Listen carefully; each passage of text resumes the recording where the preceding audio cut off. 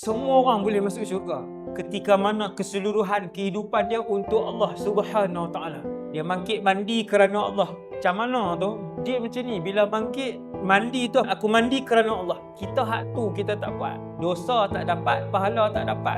Semua benda adat boleh menjadi ibadat ketika mana kita ikhlas dan niat kerana Allah. Kayuh basikal, berapa ribu kayuh. Setiap kayuhan itu kerana Allah. Sihat untuk beribadat, setiap kayuhan itu adalah pahala. Yang rogi kita tak niat apa? Pasal apa? Seronok, hobi. Main bola, hobi. Pergi mengai, hobi. Dah tak boleh apa pula tu.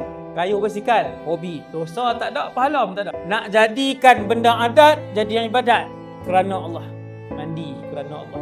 Kedua, tuan-tuan lap badan kerana Allah. Pegang baju bismillah.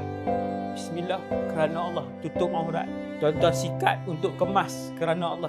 Hati adalah hati. Hati dia berjalan. Semua kerana Allah. Kerana Allah. Dia pergi dapur siap makan untuk keluarga kerana Allah. Cukup sang. Seorang suami ataupun ayah keluar rumah kerana Allah. Cari nafkah untuk keluarga. Setiap langkah dan nafas dia ditulis pahala oleh malaikat insya-Allah.